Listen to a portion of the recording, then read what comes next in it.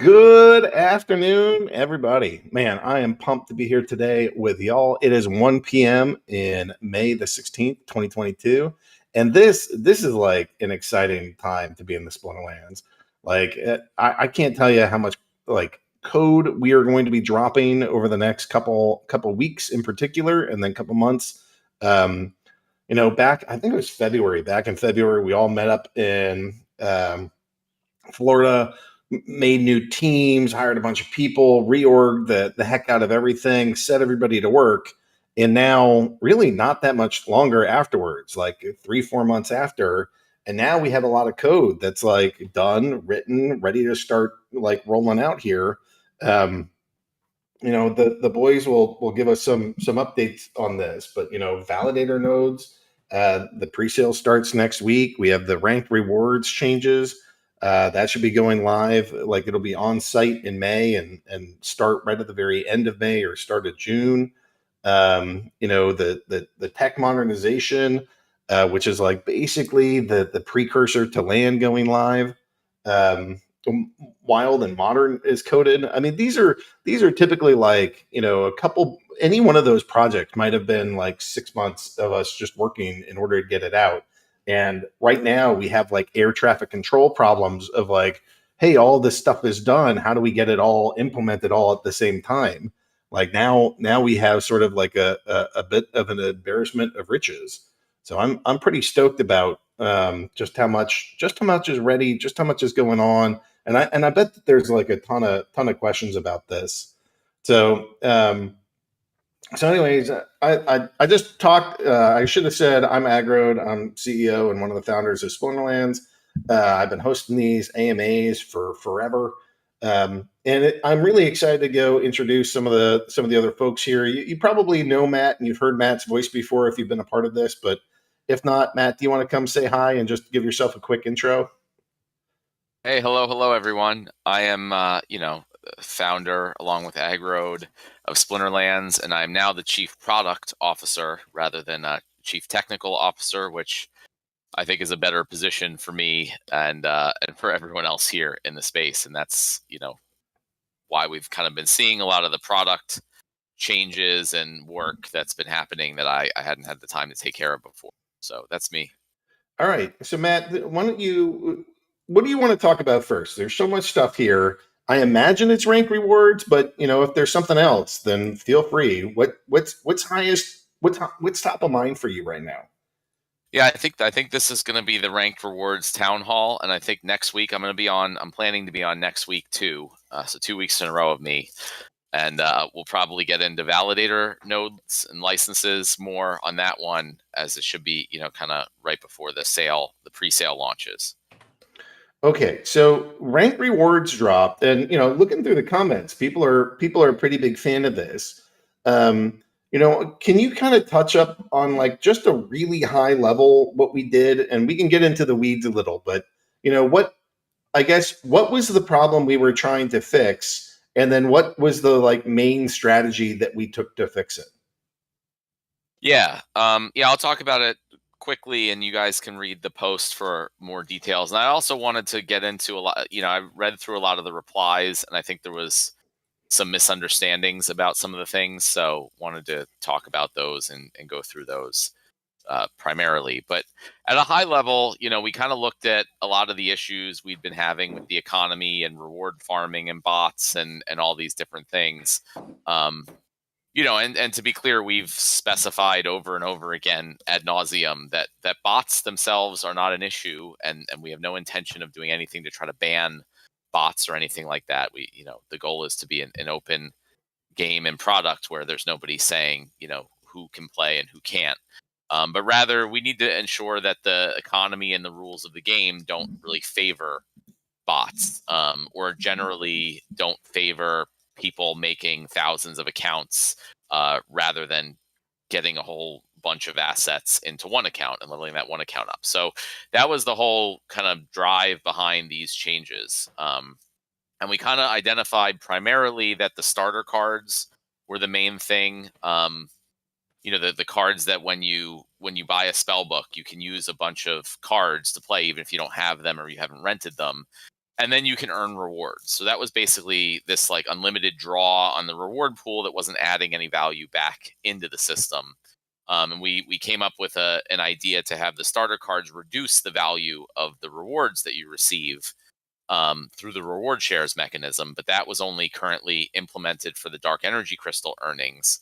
And then, so what we needed to do was also change the daily quests and the season rewards to also work on that reward shares system, so that this change to the starter cards would also reduce your daily quest and season rewards. And the overall goal of all this was just to be, just to make it so that in order to earn rewards, you have to get cards. You can rent them, you can buy them, whatever.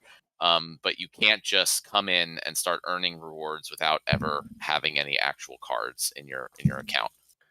So that half of this seems then like it was bot focused in trying to, not like you said, not eliminate bots out of the game entirely, but just not let them take indefinitely without putting anything in.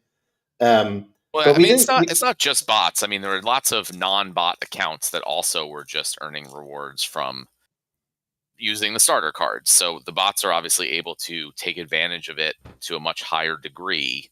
But I think even if we were to have gone in and just like said we're banning bots and we did whatever we could to kick all bots out of the system, I mean, there could still be large, like guilds or groups of players that were just kind of farming on these accounts without putting in any money into the ecosystem. It may not be as efficient as bots, but it would still, still the problems weren't because of bots. Bots were the symptom of the problem. Okay, so it seems like a big chunk of this is aimed at bot rewards and low end reward farming, but there also seem to be some pretty big changes at the high end too. Do you want to? It looks like we increased rewards pretty substantially. Do you want to talk about the mentality behind that? Well, yeah. So, I mean, the response to dealing with the issues in the economy had been reducing rewards. And primarily in like Bronze League, because that's where the majority of these bots or reward farming accounts were playing. But it was also, we were hesitant to increase rewards generally across any part of the ecosystem, because there were also still a lot of other kinds of exploits and things, across all leagues, and we need to deal with the core of the problems before we just go ahead and start increasing rewards, because if we just increase rewards and there are underlying issues, then it just makes things worse. So now that I feel like we've really addressed the core of a lot of the issues, we're confident that we can go ahead and increase the rewards significantly, and it will work out okay. And the reason it will be okay is because we've now made it more of a free market system. So if you want to earn the rewards, you have to put money into the system to buy or rent cards. And this is, a lot of people pointed out like, oh, it's so cheap to rent an entire, deck of the starter cards, cents a day, if not even less. So the bots will just do that, and then they'll keep operating, and then we haven't actually addressed anything. But the thing is, yes, right now those cards are super cheap to rent because most of the players don't actually need to rent them. So if you switch it to a system, and there's hundreds of thousands of these accounts. So if hundreds of thousands of accounts now have to rent all of these cards in order to earn rewards, the prices won't stay where they are, right? So it's, basically we set the rewards to a certain level that seems reasonable, and then the free market will automatically adjust prices, right? If you can come in and rent cards for super cheap and earn a significantly high amount of rewards, then more and more people will come in and do that. It's arbitrage, really. Um, and the way it worked previously is that wasn't available because you didn't need to put any money in. You could just arbitrage and take those rewards without putting any money into the system or into the market. But that's the core issue we're fixing. So, hopefully card prices and rental prices should automatically adjust with a free market system to whatever the rewards are. Okay, so that's pretty high level. When is this stuff taking effect? When is it already in place? Does it start next season? When does any of this stuff go live? The plan is that we're going to release the code for it sometime during this current season that started this morning. but the code's not going to actually start and take effect until the beginning of the next season, which is on Tuesday, May 31st. So when the season ends on the 31st, then going forward, all these new changes that were listed in the post should go live. Okay. So, I mean, when you think about the changes that we've made, at like, what do you think the biggest benefit will be to like your average player? Maybe somebody that's in like silver or gold, like, they've been here a year or something, they've been playing this game, they've stuck with us through highs and lows and whatever. Like, how is their life going to be different because of this change?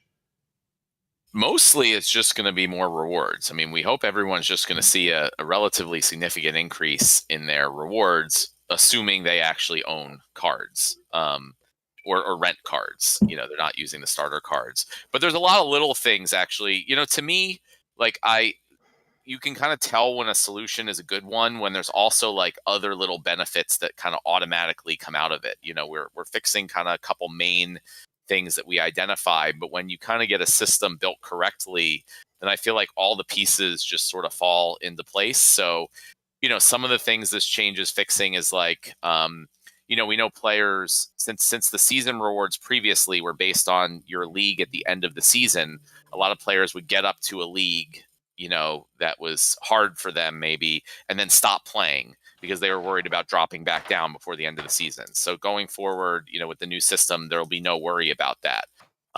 You just always want to keep playing because more wins gets you more rewards, regardless if you drop down in leagues or not. A lot of people complain that with the daily quests, there was just, you get your 5 wins and then what's the point of playing anymore for that day, right? So this changes that too. You can keep playing. There's no like specific amount of wins. You can kind of play as much as you feel is reasonable, and it's limited by your energy capture rate, which I want to talk about also. But that gives you roughly 30 battles a day that you can play in order to like keep your energy capture rate up. So there'll be more incentive for people to play more every day, and there'll be incentive for people to keep playing even if after they've hit a higher league without fear of falling. So I don't know. Overall, between that and just more rewards across the board, which I think will hopefully lead to higher card prices and rental prices, I mean, it should be pretty exciting for most players. Okay, so you had seen some questions that you kind of wanted to address, and it sounds like there's a couple of things that I haven't asked questions about that you wanted to address. So I think we got kind of like the high level stuff out of the way. So as much as you want to kind of dive into the weeds, why don't you walk us through this? Yeah, I guess a couple. I mean, a couple main things I saw in some of the comments on the post and messages and things.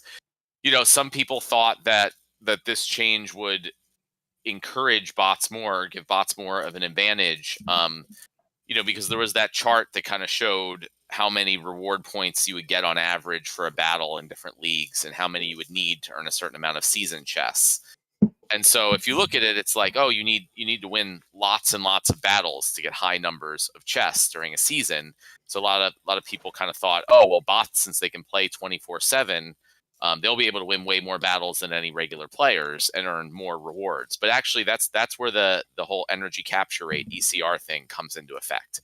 So as long as you play roughly 30 battles a day, you'll be able to maximize your rewards. And any bots who play more than that, a day every day, will really actually be losing out on rewards slightly just because of the way the system works. So it doesn't benefit at all accounts that can play more battles every day. And we kind of thought that 30 rate, um, based on the ECR, like 30 battles a day, was like pretty reasonable. But that's like anything else in the system, we'll kind of see how it goes, and if that's too many or too little, we can adjust. But that's the main mechanism for preventing bots that can just, or people with no lives that can play 24/7, from having any type of advantage over people who just play a normal amount every day. So that was kind of one really main thing I wanted to highlight. But another thing that's really important is that this change is going to really, it's going to really incentivize having a better win rate, which is ultimately, how you show more skill or better play in the game is having a higher win percent. Since the ECR is used every battle, whether or not you win or lose, then a player who wins 100% of their battles, if they play 30 battles in a day, is going to get a lot more rewards than a player who only wins 50% of their battles. Even if that player that wins 50% plays 60 battles, so they've won the same number of battles in total that day, due to the energy capture rate, the player who had a 50% win rate is going to get far fewer rewards than the player who had a 100% win rate. So that's another thing. Most of the bots in the game, the big bot armies and things, don't really care so much about win rate. They just know, if they just play tons and tons of battles, they'll get their 5 wins with their daily quest splinter, eventually. So it doesn't really matter. But now it's going to really encourage better play. So if human players can anticipate what bots do typically, and can have a higher win rate against them, they'll be able to increase their rewards even more. And bots or players who just aren't as good will have decreased rewards. So I mean, overall, the hope is like between all these kind of different things put together, it'll really encourage not only having, a diverse set of cards and higher level cards, but also just better play and not just volume of play. So, so what about like a bot that just buys 4 cards or 5 cards? Just gets one splinter or one team, and only has 6 level 1 cards, and they're all common. So now they put in 6 cents into the game. Like how do you think something like that matches up in this ecosystem that we built? Well, I mean, so that's fine. And, if they only have one splinter of cards, and that happens to be their daily focus splinter, then that's fine. And they can use them. But obviously, then the next day they'll have a different splinter. But also, it's again a question of, do they win a lot? Like in the past, it didn't really matter. They could play 100 battles in order to get their 5 wins for the daily quest.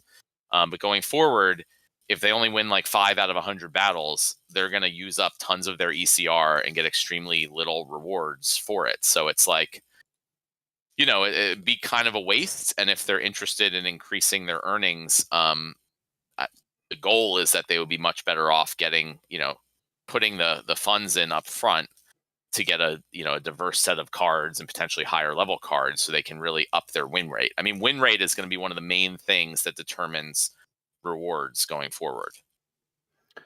In between bronze and silver, silver and gold, gold and diamond and champion, there's usually like a plateau that you hit as you kind of have to like level up cards, and it takes time and it takes money.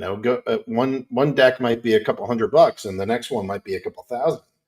That like what happens to the players that are sort of in between leagues? How does it work for them in terms of like choosing a league, staying in a league, going up a league, going down a league? Like, tell me about the strategy and the decision making and the sort of like what decisions are permitted by the system in terms of like trying to direct your account into certain leagues to maximize your benefits. Yeah, I guess that brings up another point I wanted to address that people were commenting on, which is like, there's the chests that you earn are the same throughout each league. So if you're in bronze league, there's bronze chests. It doesn't matter if you're in bronze 3, 2, or 1 or whatever. If you got only to bronze last season, you'll be earning bronze chests, and similarly with silver, gold, etc. So a lot of people were saying, well, what's the point of moving up? Why do I care to get into bronze 1 instead of bronze 2, or bronze 2 instead of bronze 3? And the reason is because even though you're earning the same types of chests with the same types and probabilities of rewards, your reward shares, which determine your rewards, are based primarily on your rating, and it's your rating cubed, which means it's like hugely dependent on your rating, and a higher rating gives you significantly more reward shares. So even, someone in bronze 3 is earning bronze chests, but they might earn a few. Whereas if you get up to bronze 1, just because you have a higher rating, you'll be earning way, way, way more reward shares per win, which will give you a lot more chests. So it still is hugely beneficial to move up in between, in the tiers in between each league, because it'll just allow you to earn more and more. And like the numbers in the post showed just like the mid rating range for each league, but obviously and then if you're in like the lower mid range of the league, you're not going to be able to get to the maximum amount of chests in for your daily focus or season reward. It's like just built that way. To get up to the max or close to the max, you're going to have to be towards the top of the league. And then you're also going to have to have a really good win rate, and you're going to have to probably use gold cards and or maybe alpha beta cards or whatever, get guild bonuses, win streak bonuses, and that type of stuff to really like maximize the reward shares. So that's kind of in between the same league. What about going between, silver and gold league? Can you talk some about that experience or what players should do? Well, I mean, the goal with everything that we're designing is to encourage people to move up as high as they can. So we want to encourage. It might be a big jump. You might need a lot more cards to get up to the next league, but there's always the rental option. So yes, buying cards can be very expensive, but renting cards is currently pretty cheap. And I think even if this is successful and prices go up, I expect rental prices to still be relatively cheap compared to purchasing prices. But in the past, it's been kind of not worth it a lot of times, for the amount that it would cost to get up into the next league, and the increase in rewards wasn't worth it.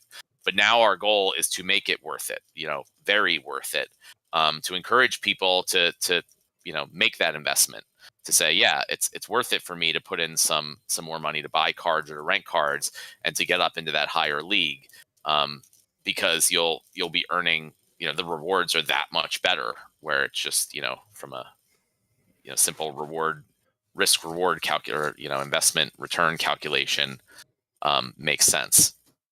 There's a quote from a movie. I don't even remember what this was from, but I'd rather be first in hell than second in heaven. It kind of begs the question: do you feel like that a player is going to be better off moving forward at being like king of bronze or in like silver 3? That if they make that transition between leagues, do you think that the incentive curve and structure is there to support that decision? Yeah, I mean, the whole idea is that like silver 3 should be much better rewards than bronze 1, right? So if you want to compete for the leaderboard, then sure, you can stay in bronze 1 and do that. But otherwise, the whole goal of this is just to incentivize people to move up. So that, some people would just be like, oh, I want to stay where I am because it's not worth it to move up. Hopefully this changes that, where it's like, wow, I could really get a lot more if I move up. Similarly, there's a number of players who are like, well, rather than put a bunch of money into one account, I'll spread it out over 1,000 different accounts, and just buy the spell books. And so that's something we want to change also, where we want it to be much, much easier and better to earn, better rewards with one higher level account with lots of cards than a whole bunch of accounts with fewer. Okay, so this goes into effect. We get 2 weeks to sort of see the code in the background and make sure nothing explodes, and then it goes live, and we start in June. If everything goes according to plan, like what are players going to experience? Like how is this going to impact their lives? What are your expectations of how this ecosystem dynamic starts changing? Our hope is that the dynamic starts changing, like what I talked about before, like that players just start getting very incentivized to move up. So I'd like to see, a lot more card purchasing and card renting, and we see that hopefully reflected in the prices. And I'd like to see, the curve is like we have tons and tons of players in bronze, and then a decent number in silver, and then it drops down really fast until you get to champion. Where there's very few players. So our goal is, that this incentivizes people to move up a lot more. So we see a lot of people, a lot of accounts start pushing up into those higher leagues. And it's even though we're giving out tons more rewards in those higher leagues, since there's so few players in them right now, it's fine, because like the total amount is actually very small as compared to the whole system. And if, lots more players end up moving up into those higher leagues, that's also okay, because those players will need to put in the value into getting the cards, or buying or renting the cards to get up there. So again, if as long as there's more value coming into the system, then it's fine to be giving out more value, and the free market will just adjust. What do you think the bot owners with like 100 or 1,000 accounts might do? What do you think the most likely course of action is for them? I mean, the goal is that it makes it worth their while to consolidate their resources into fewer accounts that are higher level. But I don't think anything will be necessarily wrong with them continuing to run lots of accounts, or that will be, especially if they already bought the spell book, they've already put in that investment and they have it going. Um, but they will, if they're using primarily starter cards, then it won't be worth it. So, they can decide whether they want to get a bunch of, level 1 cards owned or rented in all of their accounts, or they want to put that into getting fewer accounts, at higher level. So I don't know. Some will probably choose one, some will choose others, and it might shift back and forth depending upon card prices, market prices, all that stuff. I can't really predict, but overall, from my perspective, if we just incentivize getting to higher levels and using real cards, a lot of this stuff will work itself out either way. Okay. Anything major that we might not have spoken about that we should have included and like hit for this topic, or like rank rewards in general? I mean, the main thing that I want to say is that, like, one thing I hear a lot is, well, but that then this still issue is still there, that issue, or this doesn't fix this, or this doesn't fix that. And yes, it doesn't fix every single thing in the entire game. So we didn't want to put too many changes out at the same time. This is already a huge change. It'll change a lot of the way the system works. It'll change a lot of player behavior. So we really just want to boil it down to what's needed to make this really important change first. We'll get that out, and then we'll see. Maybe some of the other problems will go away by themselves. Maybe some won't. Maybe some will get worse. Maybe new problems will crop up. But it's really, really hard to anticipate all that stuff beforehand, and I'd rather not like guess what might be a problem and spend a whole bunch of time trying to fix something that turns out not to be a problem at all. So instead, we're gonna release these changes, and we're gonna monitor the system, and we're gonna see, maybe we got some things wrong, maybe we missed a couple things, whatever it is, and it'll be an always evolving, changing process, with a lot of player feedback involved. So don't worry, this is not like everything's set in stone and that's how the game's going to be for forever. It's going to be a constant process of player feedback and analysis. So, I guess, if we're doing more rewards, that begs the question of inflation. But we're also reducing some rewards, we think, by reducing the amount of rewards that are given to accounts that don't have cards. On June, when June starts, and we look over that first season, do you think that Splinterlands will be like the game itself will be emitting more, less, or the same amount of rewards overall as we do right now?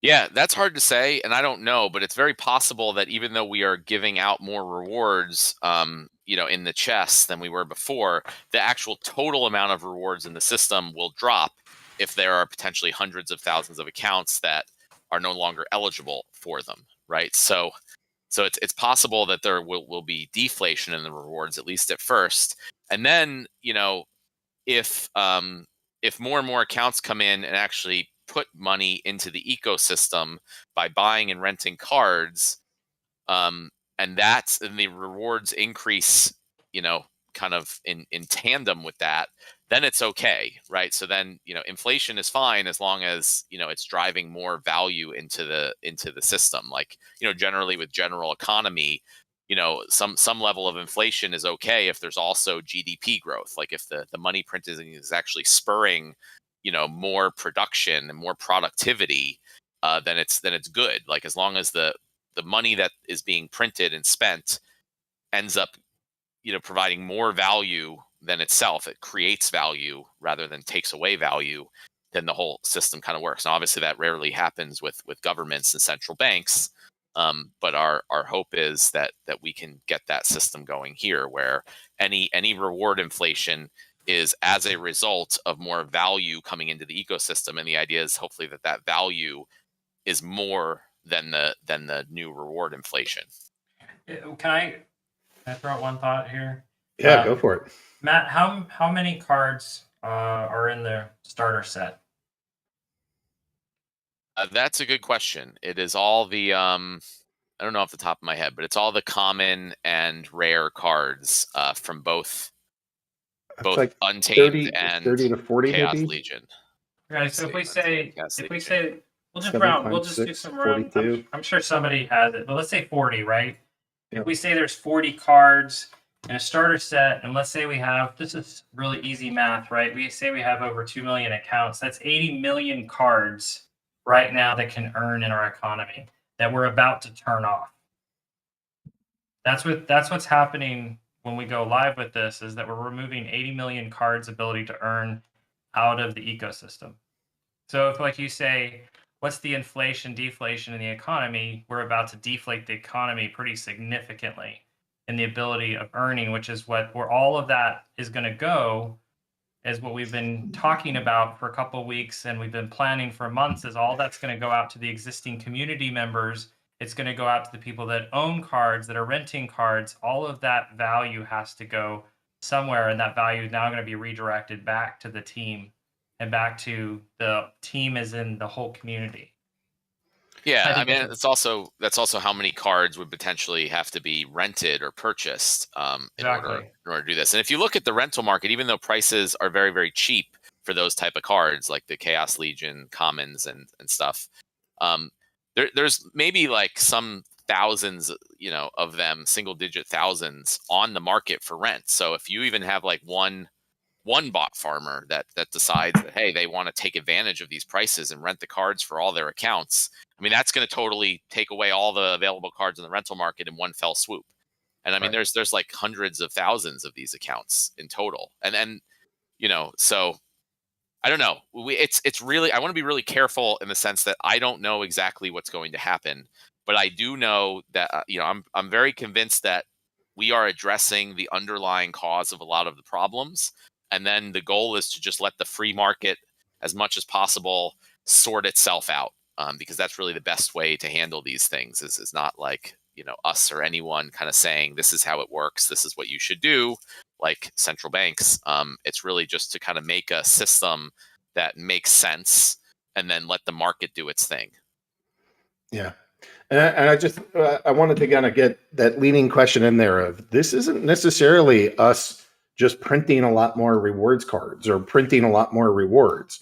This might actually have the net effect where it goes down, and we, I don't know, we'll see how this thing plays out. But I'm with Matt that these changes of incentivizing winning more and just playing less, and also owning cards rather than just having ghost cards, I think is going to make a pretty significant change to this ecosystem. And, I don't know that every single bot farm is going to go stick with us, but I think many will. And some might, increase the quality of their cards. Others might try to continue everything that they're doing as quickly as they can before all those cards vanish. And I guess speaking of the sort of like rental aspect, there's been for the guys that are renting, there's, and you mentioned how there's sort of like that the push for the end of the season, and everybody like runs in right there at the end of season. How do you think this is going to work out in terms of like games played over the course of the season? Or do you expect that? And in part for the rental system itself, it seems to me like if I need cards to play and I'm collecting, reward shares every single day for play to maximize my rewards, it seems more likely that we'll have kind of an even rental system rather than a rush at the end.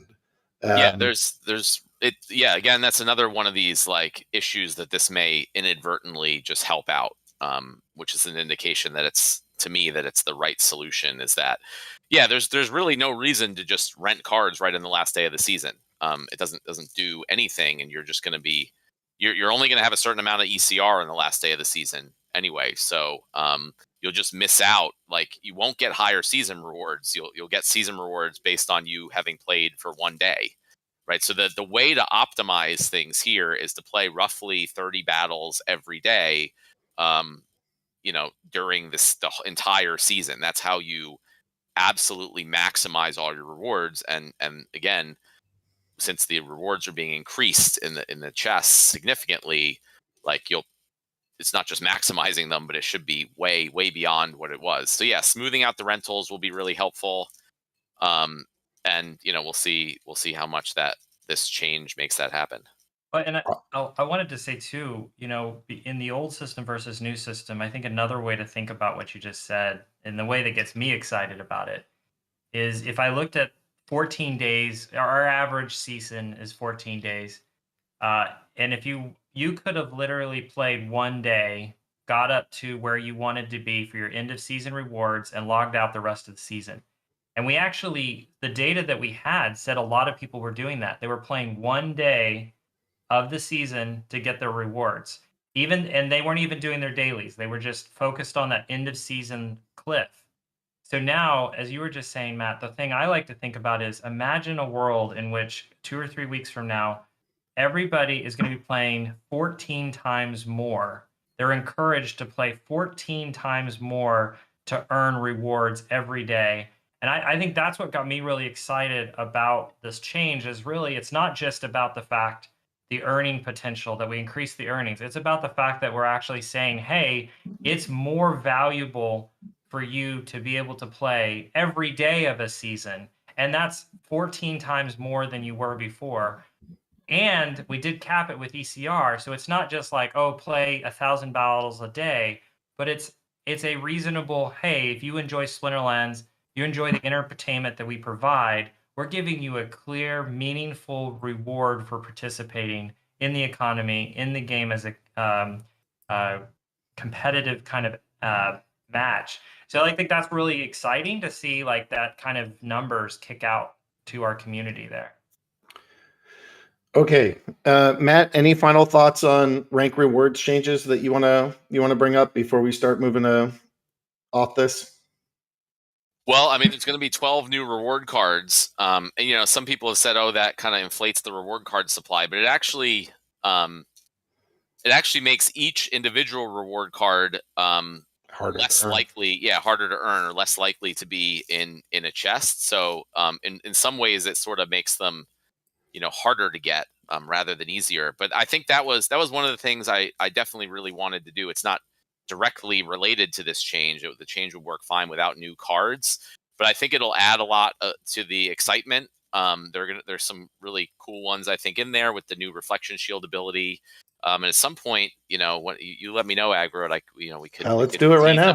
All right. Yeah. We'll tease a couple of the new reward cards, and then we're gonna release them over the next couple weeks as we get closer to the event. But again, if you wanna get these new cards, you're going to want to get not only more chests, which means higher rating, but you're going to want to get to higher leagues, because the higher leagues have higher chances of not only just getting reward cards as compared to potions, but also you'll have higher chances of getting gold foil and legendary reward cards, significantly higher chances as you move up. So it's as if you got like super potions if you get up to like champion league.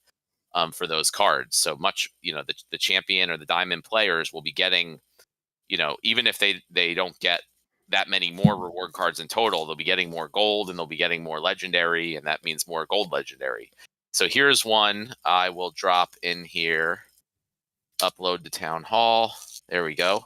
We got the Ever Hungry Skull, which is sort of like a Splinter specific, or an death element specific replacement to the Enchanted Defender. Enchanted Defender will still be around, but will not be available in modern format when modern format comes. So, Death Splinter players can choose to put the Ever Hungry Skull, which is pretty badass, but obviously very weak to shatter. So other than that, it's a And really magic. good. Yeah. Sorry, Shatter and Magic. So in certain in certain rule sets, it can be an absolute beast. The one where the weak magic rule set, for example, or melee only, etc., or lost magic. So, and again, that's what we try to do with cards. We try to make them where they're very good in certain situations, and part of the skill of the game is knowing which cards to use when, and trying to anticipate what your opponent might do. So if you're in a lost magic match, and you're expecting Ever Hungry Skull to come out, you might load up on some shatter cards and things like that. All right, there's one. Hit us with another. One more, and that'll be it for today. Here we go. Is the Vampiric Blossom. Nice. So Vampiric Blossom, is okay. 3 attack at max level, nothing superb there, but it has both Oppress and Death Blow. So if you have let's say the what's it called, the cube there, and it also gets immunity at the end. So if you're in a Noxious Fumes match and you're up against a Llama Cube deck, this guy will do a whole ton of damage here, and also will be immune to the poison. So really good counter to some of those type of things that are coming out. And that's, again, we've said a number of times, we do whatever we can to avoid having to nerf or change any cards once they've been released. But as we go forward, we try to add new counters or new play styles that kind of people have to choose from, and sort of make a little bit of a rock, paper, scissors mechanic. So you kind of want to anticipate what your opponent might do, and there's always, everything should have a counter. Awesome. Well, Matt, that's a ton to think about, and it's really just one of the 4 big things that are coming, right? That's how I want folks thinking about this. So that's the first one. Hardpoint. Awesome. Here's a little transition over to you. Do you want to kind of give us the roadmap, and just where is rank rewards it? Are we done? Is that all we're doing for the year, or what's happening? We're shutting the company down after ranked rewards. Didn't you hear? Yeah. What's up? Just kidding. I got a new roadmap for everybody. I'm dropping it right now. We just updated it a few minutes ago. The latest edition. I'm going to drop. It's also on our site, docs.splinterlands.com.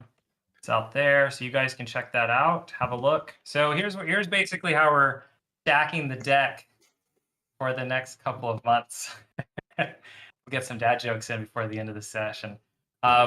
We've got ranked rewards coming at the end of the month. We've got validator node pre-sale, which super excited, license pre-sale. So that's coming out here also around the 25th is what we're targeting right now to go live. We also have queued up right behind ranked rewards is Modern and Wild Phase 1. So really excited. We are very close with that. We're just itching to get that live right behind. And I think these things, what you're going to see, Aggie, when we were talking about this, I think what you guys are going to see is significant drops every couple of weeks for the next couple of months is my hope. And now that's all based, I put a big asterisk next to that. It's all based on QA. It's based on the market and performance and all these other things. But we have all this stuff that's getting nearer and nearer that we've been working on for the last couple of months. And there's been, we've done things, we've been fixing a lot of things, but we've also been working on all these significant projects in parallel.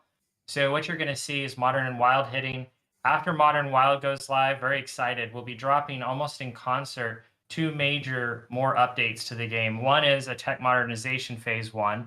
And what that is going to be is we're looking at a lot of the things along the nav bar, buying a DEC, buying SPS, buying credits, your profile screens, and we've been transitioning those to a new platform that is much more modern. It's easier to build and expand and work faster in. So you guys are going to see us drop that first version of it, and that's where you get a mobile-friendly kind of experience for those on our current desktop site. Very excited about that. But what that's really setting up is the introduction of the non-card market, which will have the ability to buy and sell land claim plots and 10 other NFTs that we currently offer right now. Very excited about that, like card packs. I know a lot of people have been excited about being able to buy and sell card packs from each other on our website. That's the non-card market. That's coming right alongside those tech modernization features.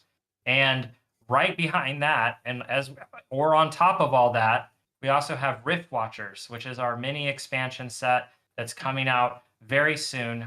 Definitely targeting probably August. It seems like the date that we're starting to lock into is probably an August date. We're excited because that's going to be offered for purchase in SPS. And vouchers, right, Matt? Vouchers is going to be involved potentially as well.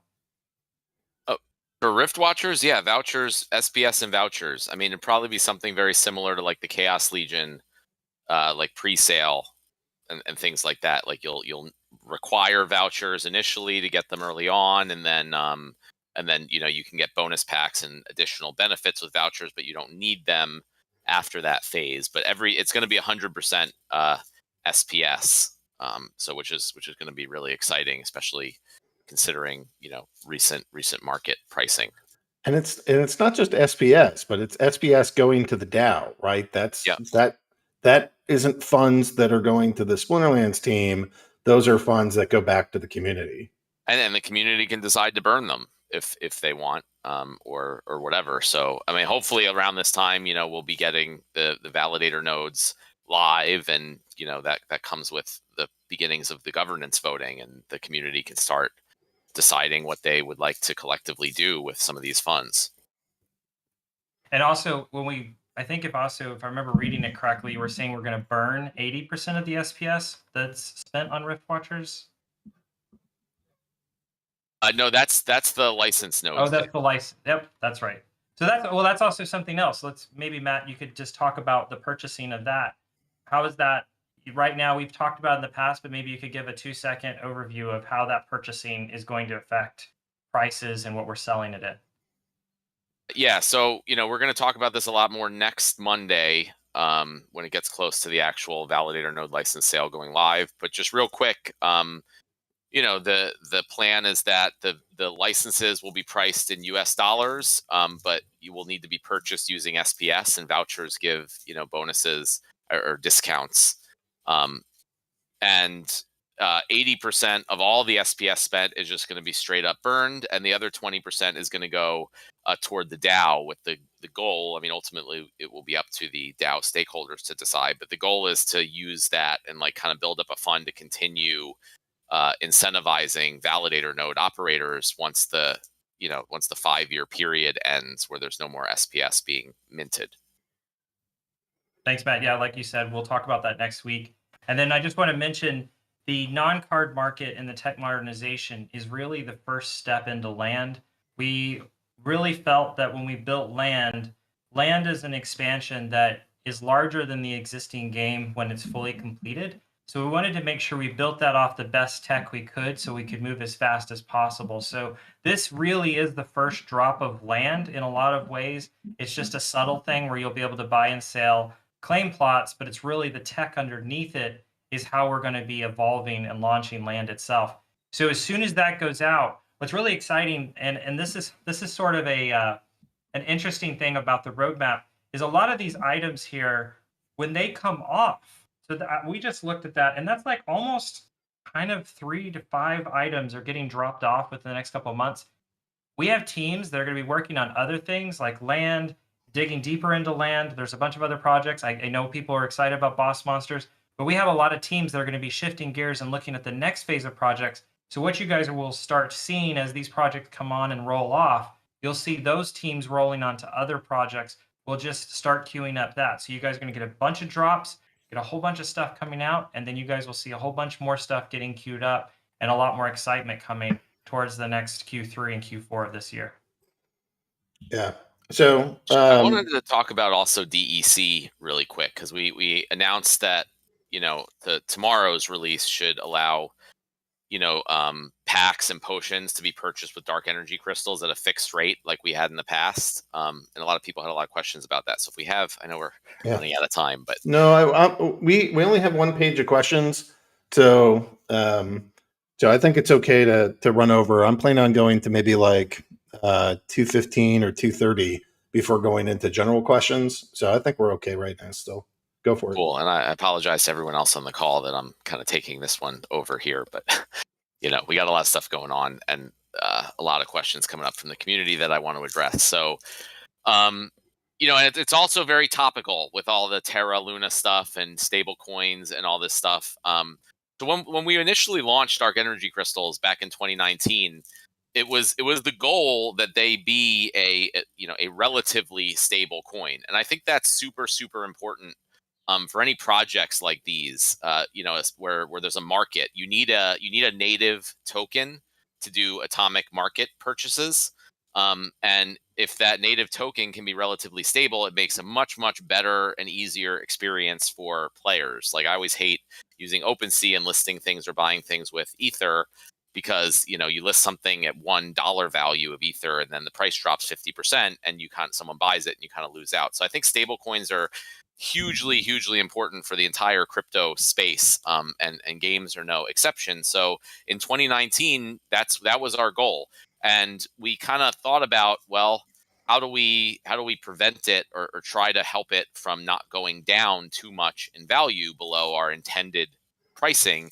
And the way was we price our products in it, which is actually kind of fundamentally very different from how every stable coin on the market works. They all have, either they're backed with direct dollars or other cryptocurrencies, or they have all kinds of sorts of different algorithms and methodologies, most of which don't really work very well, as we've seen. But to me, there's like this other way of giving value to a stable coin, which is just if products are priced in it. I mean, that's ultimately why things like dollars are so in demand and so stable, because you can use them to buy a whole bunch of stuff. And in the past, in 2019 and 2020, there wasn't a ton of demand for Splinterlands products, so there wasn't that much value to the token, and it did drop significantly. But these days there's been significantly more demand. So once we start pricing things in a fixed amount of dark energy crystals again, if dark energy crystal prices fall significantly on third-party markets, then players will just get free Splinterlands stuff. So as long as players still or cheaper, I should say, Splinterlands stuff. So as long as players want packs, as long as players want potions, as long as players want guilds, to be upgraded, as long as players are going to want to do all the things that we have coming out on land, and all sorts of other even little other games, boss fights, things. There's all going to be DEC in there. So as long as people want that, it will provide value to dark energy crystals, because all those things are going to be priced at a fixed amount of dark energy crystals. So Chaos Legion packs will be 4,000 dark energy crystals. It does not matter how much you can get those for in any third-party market. If you have 4,000 dark energy crystals, you can get a Chaos Legion pack. And I'm really excited about this, just with all the publicity and news the stable coins have been getting recently, because we have sort of this like fundamentally different and I think ultimately better method for giving value to our coin. And the flip side was, with the SPS airdrop, the price of dark energy crystals on third-party markets kind of skyrocketed.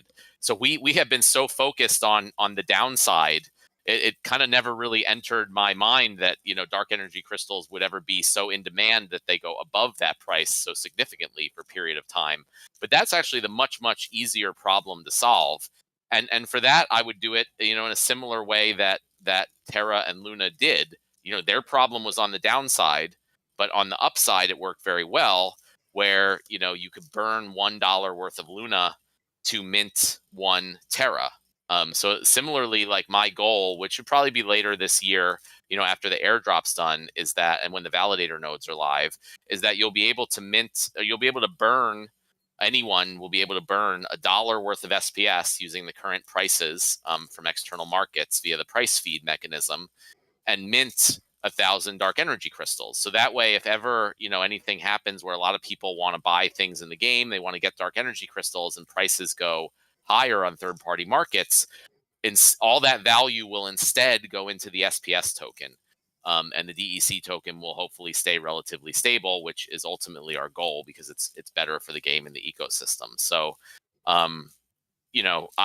this is something we've kind of been thinking about and working on actually for a couple of years now, but we didn't have an SPS token. We didn't have another token for the value to go into until recently. And now it's also, with what happened with Luna and other stable coins, becoming a much more important focus in the entire market. So it's just one of many things I am super excited for, through the end of this year for Splinterlands. So I wanted to throw that out there. I wanted, our goal is we try as much as possible not to have like insider knowledge, like, whenever possible. We don't want to be working on things that our community doesn't know about. Obviously, things are subject to change until there's an official post about them. But that's what we're thinking as far as how DEC and SPS will be used. And I hope everyone's kind of as excited as I am about how cool of a stablecoin system we may be able to implement here in Splinterlands. Yeah, totally stand behind this. Think it's awesome, and really try to keep thinking about what are some of these other like tools and DeFi tricks that we can add. One day being able to like stake assets and get DEC, for basically lending cards to the system, something like that. I could see happening. There's a variety of these pretty cool DeFi tools that, as our ecosystem grows and the value of all the combined assets grows and the player base grows, it's just a ton of stuff that we can do. So, and now that we have the team, and the team is going to be sort of, getting more and more freed up to start, getting away from some of the things that we promised over the years, to start looking into, okay, well, here's land's done, and now what else can we add, and what other DeFi stuff do we do, and what other game modes can we add?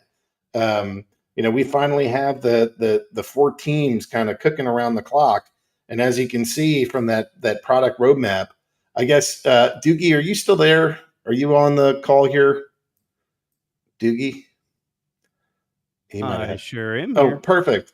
So, like, as we've talked about all these things, how do you feel like we're doing on timeline? Maybe give a real quick introduction of who you are, and then just kind of walk us through, like, that's the roadmap. Are we still on track with the roadmap? Have we seriously fallen behind? Like, where are we in terms of like how we're actually executing versus our sort of target goals? Yeah. So, like, let me. Sorry, I'm doing my standard, like, hey, I'm used to talking in 2 different lanes at the same time, but I'm listening to our guys working on the some of the stability stuff that Hardpoint was talking about. But hey, I'm Doogie. I'm VP of Project Management here at Splinterlands, and then in terms of like how we're doing and what we're doing, like nothing's fallen behind the ball. Like we've got, like you were saying earlier, all the different teams are cooking, and we're really starting to hit this stride of, hey, here's our project for the week. Here's what we're working on. This is what we want to do, and like,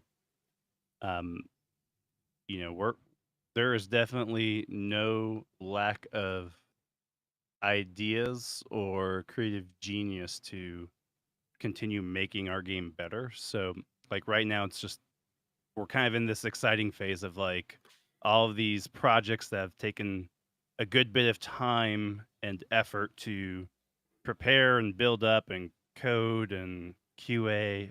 They're getting to the point of being ready, and then like we were talking last town hall, like we kind of have this waterfall of really sweet features coming out to the community. It's going to be a good summer.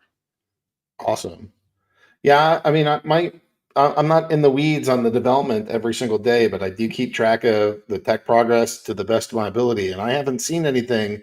Nobody's been coming up to me and being like, "Hey, Aggie, I hate to have to tell you this, but we're not going to be able to do this for another 3 months." I'm not hearing anything like that. The only thing I'm hearing is we have so much stuff that's ready to drop that we're like stepping on each other's toes. And that to me is like an excessive sign of development riches, not like, that's not bad news. It's not bad news to have too much stuff happening at once. Like that's a sign that we're getting a lot coded. Yeah, So, like it's working out great, and I'm like I've never been one to shy away from saying like, hey, boss, we might need to change a thing or two here, but I'm extremely grateful that we haven't had to have that conversation. yeah. And we just hired a new VP of engineering. Has that changed anything? Has that taken some pressure off? Does that make things harder? Like, where does that fit in? Yeah, so um, kind of like I was describing a little bit last week during town hall, like you have this like you've got the leadership up at the top with you and Matt and Hardpoint and Chaos Controller Dennis, like at the C-suite level, and then like you have, as you go down that list of people, you've got us that are more in the weeds, and like it had been a hard couple months when you think about how our products and our system works, where we have product design and then we have project management. So we have the overall vision coming from product design, then project management is how well do we execute this, and then what had been missing was like that VP of engineering, like the people that are actually getting the work done on the coding side. And then we've got like having that VP of engineering now in the seat, having PJ has been fantastic, because this trifecta, and then as we work with creative to be able to kind of blend, like here's the art assets that are being developed, here's the code that goes behind it, here's the overall vision, here's where we're at on the process. It's been incredible. Awesome.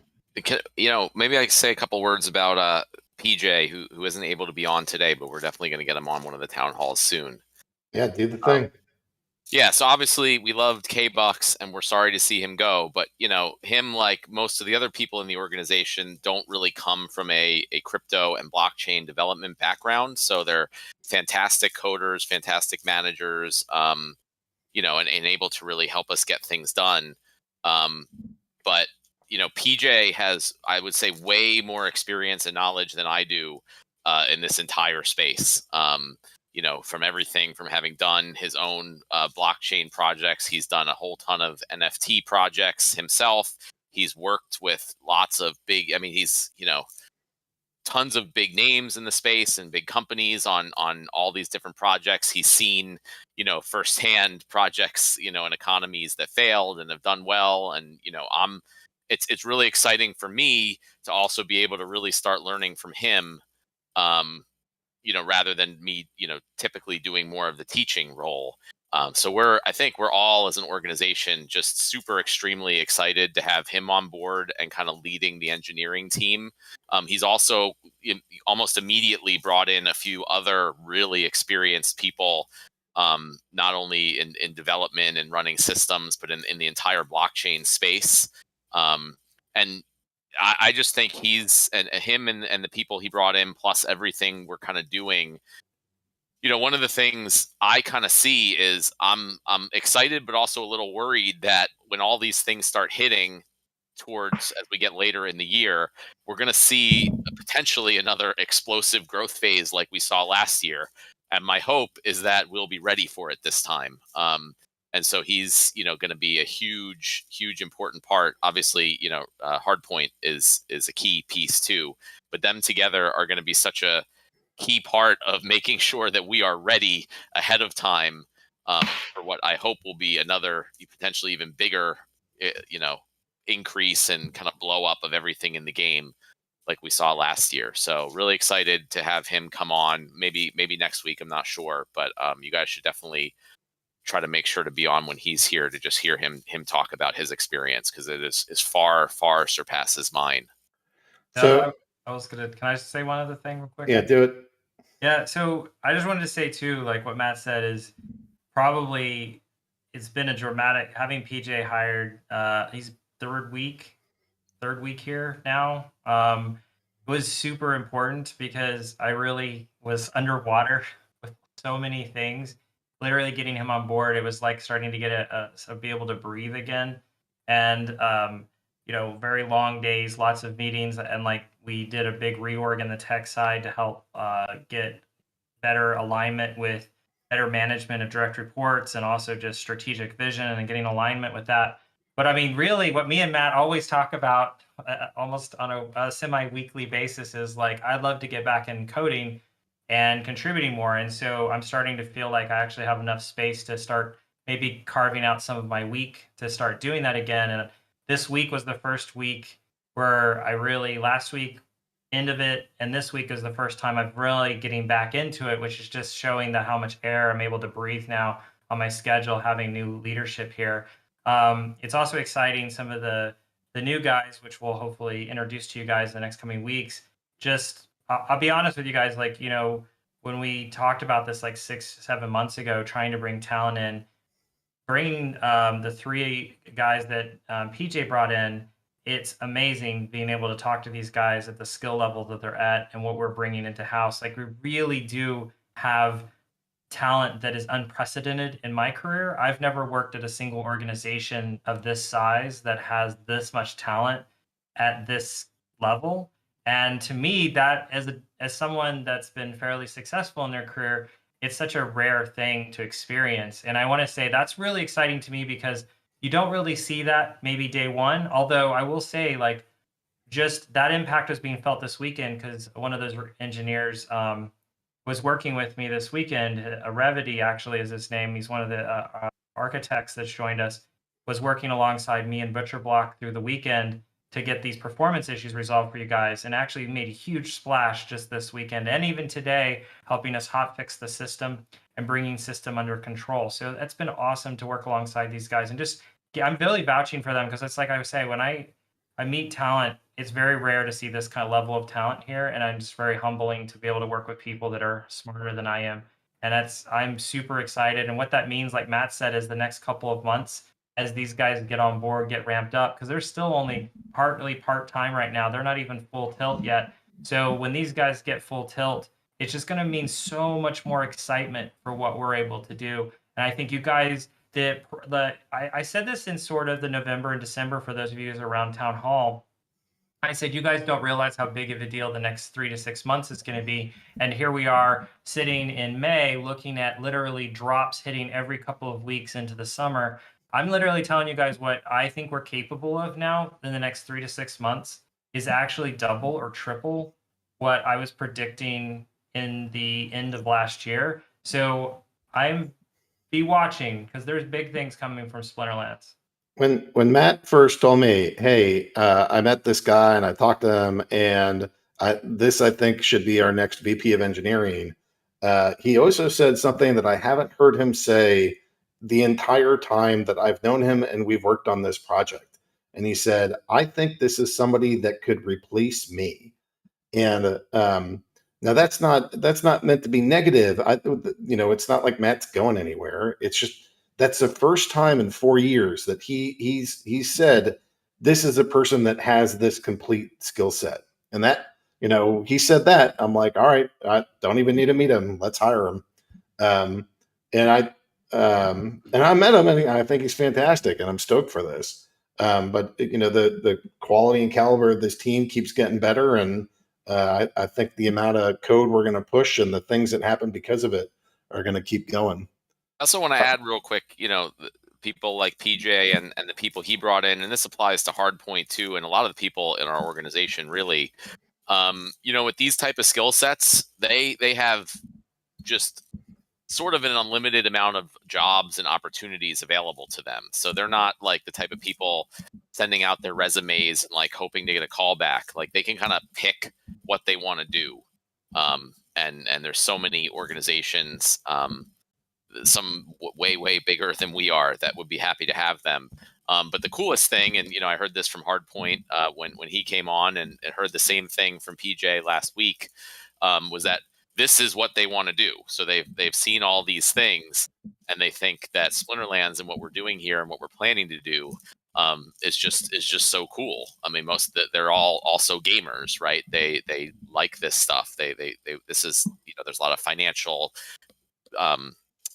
companies or DeFi or different things, but like what we're doing is just so much more fun and interesting, and like a cooler problem to work on. And that's why we're able to attract top talent, even if sometimes we're not able to compete on salary or stock options with the Coinbases or Amazons or Facebooks of the world.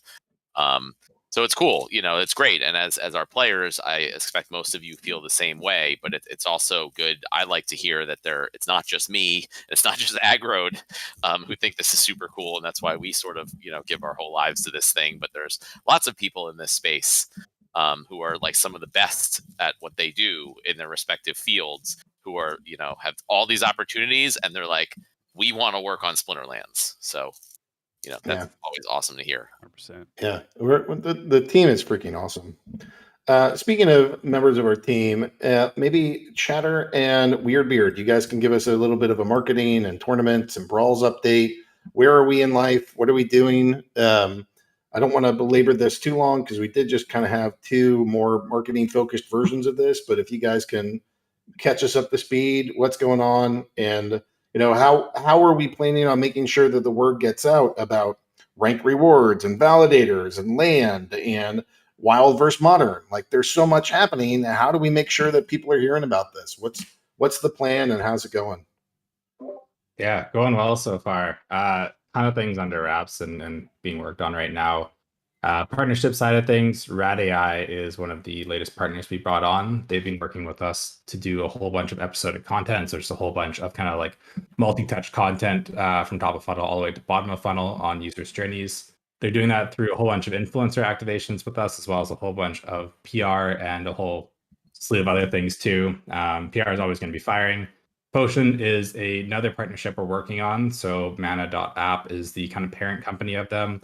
Like, there are just over 500,000 active members right now on the app. But what that does is, as people come on, they offer them games, and as they go through like certain event metrics, whether it be like create your first account or win your first battle, so on and so forth, they get rewards in the app itself. And so it actually is a great education process. And the nice thing too is anti-bot. It's only 1 account per device on your mobile phone. So things like those are going to be great for kind of getting net new users in that have never seen our product before. Along with that, influencer and KOL activations are going to be a huge next step for us. We're going to be doing huge clusters of both micro and macro influencers in North America, as well as a whole slew of them in the Philippine and APAC region as well. Ad side of things, Google, YouTube, those are all spinning up quite nicely. Spend's been really great. Our cost per lead getting in has been in the single digits. So we're seeing some good progress there. And then it's really just kind of how do we revamp our flywheel on the back end of that now to make sure that they're converting and really kind of learning the game itself as they get onboarded. And then on top of that, things like analytics are going to be huge for us. So we're doing a huge amount of polls and reports right now to enable programs like Snapper, which are going to help us do that kind of middle to bottom of funnel and multivariable testing and kind of campaigns that are coming in from the new users there. But along with that, there's going to be some really cool things happening. We're going to be able to potentially do like SMS or push notifications for people that opt in. So if you want to get notified, let's say by text that, hey, your brawl's starting or something like that, that could be an option in the future going forward. We need to figure out kind of the ins and outs there, but we'll get that one. I did see a comment saying no EU in the chat as well. With those influencers, they're going to be touching kind of global scale right now. It's North American influencers, but they have global reach. And then lastly, merch is coming through. So the plushie prototypes, those are all confirmed, hoping that in the next kind of 2 or so weeks, we'll have campaigns running for those. We're looking into getting a new merch store going as well. Part of that is going to be a esports jersey, which we're really excited. Fred from our team is working on an esports jersey that will be available. Hopefully have a limited edition run as well for Splinterfest. And that's how we're going to close things off on the marketing side. Is Splinterfest dates are confirmed. So make sure that you book off your calendar. September 17th and September 18th. I'll do an official announcement for this one as well. But dates are confirmed. It's going to be in Vegas, HyperX Arena. Get stoked. It's going to be great. And I'm also going to be putting out a bit of a Google form here just to kind of poll what people want to see and what events people want to go through in that Splinterfest event itself. So super exciting times. No eye candy, unfortunately, from our side of things, but hopefully that's a little bit more hype. Well, when the jersey's ready, you gotta show us. We're gonna be stoked. Absolutely. Ag, have you seen what HyperX Arena looks like on the inside? Only little bits. I've gotten like a couple images, or I checked out the website, but nothing. I would not say I'm an expert or super familiar. I will just say it's dope. Like, this is not going to be in a conference room of a hotel where it's like, they shuffled out the bridge club to be able to have us come in there. Like, this is really cool. Like, they have all the PCs. There's upstairs like VIP lounges that they have. They have like computer build-ins all the way through there. They hold like giant, massive tournaments. Like, it's going to be really, really cool. Awesome. You want to say anything about brawls, guilds? Yeah. So new tournaments new tournaments going up later today to be able to check out those. One thing is, if anybody is interested in contributing, we are currently taking a look at a few things on the streamer side, getting everything buttoned together for like, hey, I'm a streamer, and when I stream tournaments, this is an issue that I'm having. You know, we're really working hard behind the scenes here to get everything quote unquote esports ready, which is a whole thing. But really, we're doing a lot of tuning and tweaking on making sure that when we're ready to take and do these like micro and macro influencers, we want the game to look good and look easy for them, you know what I mean, to be able to stream and enter into these tournaments. And that's a lot of like nitpicky little stuff where you have to go through everything with a fine-tooth comb to be like, oh, you know, people, where do they put their camera? Like, do they have a good place to be able to put their, you know, head cam while they're streaming a game? It's dumb stuff like that, but figuring it out is just time, and it looks so much better when you can hit the market and just have it work. Okay. So new tournaments are going up. Anything about guilds, brawls that you want to bring up? Anything there? Or is that just all progressing? It's all progressing. A lot of it is just, again, getting in on the roadmap. There's so many things that are happening that like it's hard to start throwing elbows and telling people to get out of the way to do some of these things. So we got to get through the fire hose that's going out over the next month and a half or so, and then I think we're really going to be able to start making progress on it. Yeah, hopefully, you know, rank rewards is done by the rapid deployment team. Those are the same guys that I think would do a lot of the tournament deployment stuff. Yep. So after rank rewards is out, hopefully there's a little bit of wiggle room in there to get, you know, brawls and tournaments and tweaks that we need to those. Yeah, it's going. It's just, you know, the train's moving. That's the biggest thing that I can always ask for. All right, next up, Nate. I want like a relatively short update from Creative, and then we have two folks from Creative that I want to go introduce. So any kind of eye candy or update that you'd like to give, and just talk about whatever's on your brain. Yeah, no problem. I'll keep it short and sweet. Although Splinterfest. You know, if you didn't see what Chatter posted, make sure you check that out. That's pretty cool. So looks like September. I want to follow up with something we did in the last town hall. You guys were awesome. It was very successful.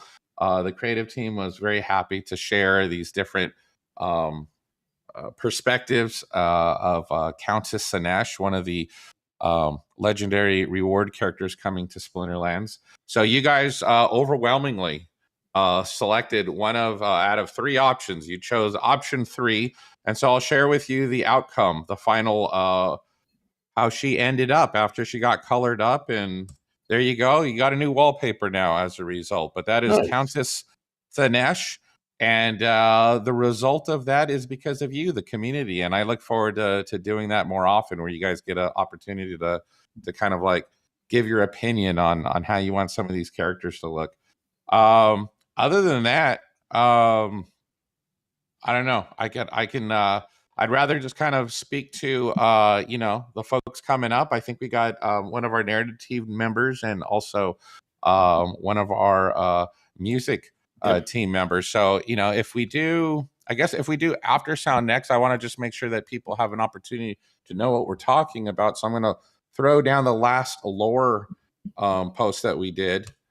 There we go. It's a story called Understanding, but the reason I'm posting it isn't just to, you know, say, hey, go read the lore or go watch it on or hear it on YouTube. We got, you know, professional voice actor and narration going on and sound effects. And we got, we're adding more and more graphics to the lore. So as you're listening on the YouTube video, you're seeing more of this, not just the artwork, but we're trying to add motion graphics to it. It's really turning into kind of like a weekly production. But even more cool is the fact that, you know, you wait till the end. When you get to the end of these things, there's custom music, you know, the lyrics, the production, the singing, all from Aftersound, who I think is on in a sec. So yeah, you guys should check that out. And do you want to, we're going to talk to Aftersound, but do you want to do a similar kind of intro for Ironseed? Absolutely. Ironseed, who is Jeremy on our narrative team, he is actually the guy who sunk his teeth into the first story that revolved around the big master villain, Emperor Palpatine, Thanos of the Splinterlands, Silas. So Silas leads the Chaos Legion. He doesn't appear that often within the Toma Chaos stories. But when the whole narrative team was gathered together and we're like, wow, who's brave enough to tackle this? Who's brave enough to really kind of like, I mean, because it's a little bit of a pressure. I mean, this is a big deal. So Jeremy was like, that's me, man. Put me in, coach. Let me off the bench. I'm ready. So he went at it, and it was pretty incredible. The final result of that, and he's really just got taken every time he puts something out there. He takes it another level higher, and he does add a certain level of depth to all of our discussions. We have a weekly narrative meeting, and he kind of digs deep into things that a lot of the rest of us don't even think about. And he says, "What if we do this?" I'm like, "Oh, I didn't even think of that." And everyone's like, "Yeah, that's a great idea." So that's pretty cool. And then I'm trying to think what else. I mean, that's and for those of you who, it's kind of a silly thing. But on the creative side, we typically think with one side of our brain, and Jeremy's one of those guys who thinks with both sides of his brain. So he was the one who raised his hand and said, "Hey, you need all this lore converted into JSON to hand over to the devs." That's the guy. He's able to take all these Google documents from the narrative team, put them in a JSON coding to make it easy for the devs and make that handoff that much easier and quicker and easier to implement. So he really touches all the lore in that respect that you see in the game. Awesome. Aftersound, are you there? Hey, can you hear me? I can. Welcome to the team. Welcome on air. You want to give a quick introduction? You got one from Nate, but anything else that you want to add to that? Sure. I go by Aftersound, and I'm a musician that spent the pandemic diving deeper into crypto, and very grateful to have discovered this game following the big P2E boom last summer, and started creating content for it. Found out that the community, I came for the game, I came for the investment, stayed for the community, and as I've dove deeper into this project, it's awesome. So I really appreciate what you guys are building here, and just glad to be a part of it. Sweet. So, what is your approach to music in the Splinterlands? Like, are we wandering minstrels? Are we, electric organs? Like, what's the vibe? What's the feel? What's the thought process behind like how we're even inventing sounds to go into all this? So for any Witcher fans out there, the bard from that show, I guess, is the inspiration for this. And I think that it was Nate that came to me with the idea initially. And thankfully, I'd seen The Witcher and really loved what they had done with that. And that's really been the approach for this. So we're trying to capture, the narrative team is doing an awesome job really filling out the rich lore and the stories behind these characters. So for me to be able to just take that and then create songs around them that hopefully memorialize all the different movements and characters and I guess like activities that have happened across the Splinterlands. That's really the goal. So right now, just with the weekly lore, focusing on that, but hoping to grow it out into something more. And how'd you even find Splinterlands? Like just by playing the game, or like finding crypto, or how'd you get connected with us specifically?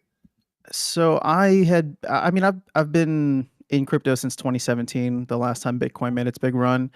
I would say that following the big boom last year with Axie over the summer, I felt too late to Axie, and I started looking around at some of the other projects in the space. And like I said, I came to this as an investor, so I was just looking to speculate on some of the different tokens out there. But as soon as I started playing the game, I realized that there was something special here that a lot of other projects that were really hot at the time last year did not have. And that's just the addictive nature of playing the game. And so, so much has happened between August, September of last year and today. And I think, for the folks who have been patient and really the people who are here and enjoy the game for what it is, I think they're about to be rewarded over the next couple of months as, everything that the teams have been working towards seems very exciting. Awesome.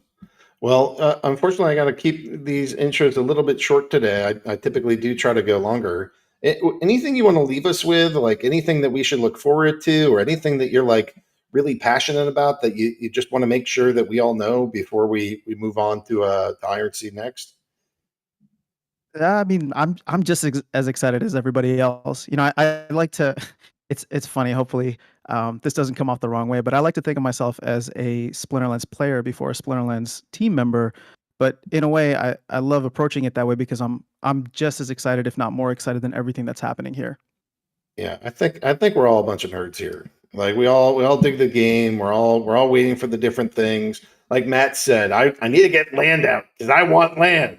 You know, it's like that same kind of mentality. So awesome, stoked you're here. Glad to get the influence and the music into the various pieces from lore, and looking forward to it being. You know, I keep thinking about like land having different sounds and you know, this gamescape just having more to it. So excited to have you here, and thanks for helping to take our production up another level. Glad to be here. All right, Ironseed, you know, why don't you give us a quick intro, and we can, you know, go from there. Hi there, everybody. Let's see here. Intro wise, I mean, I guess I've always been involved with games. I was one of those guys that before the first .com bubble dropped out of college to start a game company, which is a lot of fun, but not a great way to make a living necessarily, depending on how the dice rolls. And got a more conventional job once we ran out of gas with that venture. As far as how I came connected to Splinterlands, I was involved with an art crypto project last summer and was reaching out to local specialists, and was reminded by a friend of mine that I knew Matt. So I reached out to him, and we started having crypto lunches on Fridays, where we would just get together and kick the can around. He would basically brain dump on his vast understanding of how the space is wired together, and it led to some discussions about possibly getting a position, a more technical position at the Splinterlands. And I ended up making some other choices at the time. But from talking to him and from talking to Nate, I became deeply interested in contributing to the story, and kind of politely annoyed them until they agreed to let me write. And so that's how we've gotten to present day.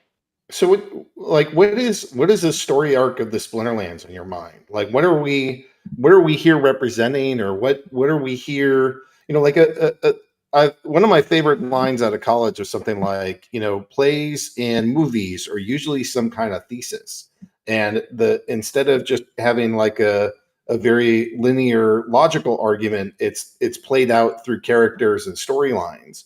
So like, is there like a core thesis to how you see the writing of and the sort of environment of the Splinterlands? Well,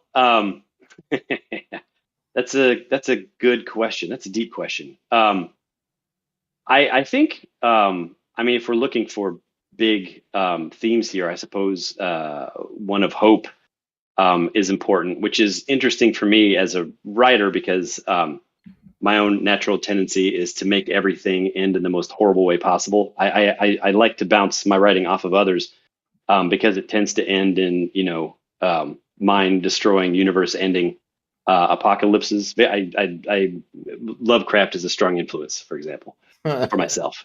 But as far as the Splinterlands itself goes, I mean, I feel like it's thematically and narratively, it will very likely be an ongoing cycle of conflict and hope. I don't know that I can get any more specific than that without revealing stuff I'm not supposed to. But no. I mean, well, hope also has a sort of hidden darkness in it, right? Like, you know, if you're sitting there drinking tea in your ivory tower, you know, you're probably not spending every day like really thinking about hope, right? Hope is coming from this like challenge of adversity. Yeah, it's you're getting your face stepped on by one form of boot or another, and you are hoping for better days. So just inherent to hope being a key message, it kind of sets the tone for a little bit of darkness around this thing too. Yeah, I would agree with that. Yeah, I mean, any story that's going to be compelling, you're going to want to have stakes that you can believe in, that you can relate to.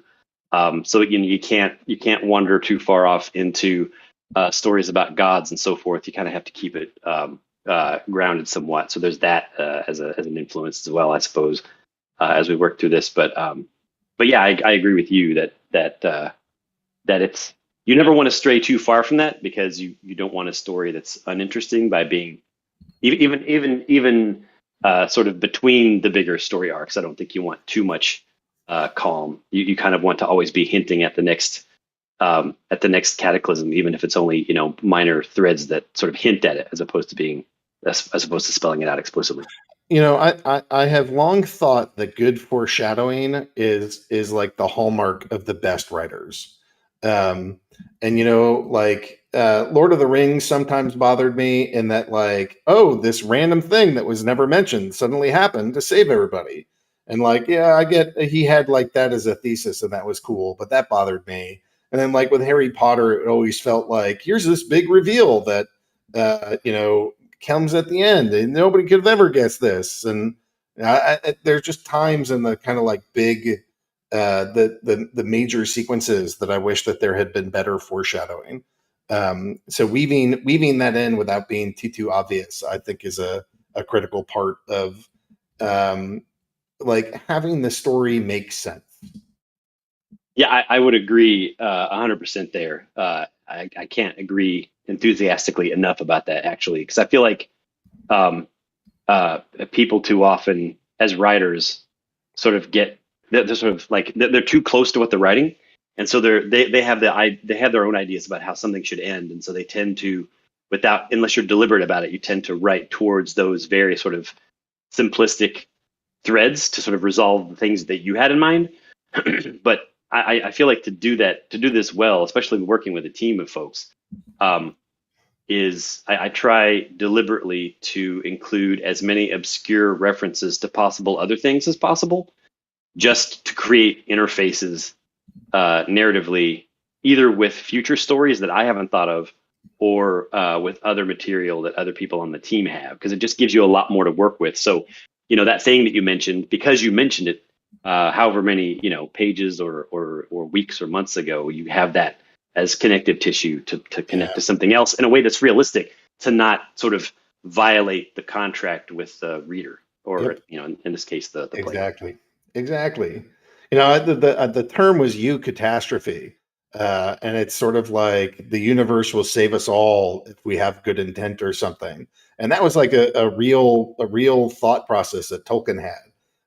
But I always felt like that's fine. I just wish that he would have seeded it a bit more, because it kept feeling like, oh, here's this undead army that just saved everybody. I guess that's a thing.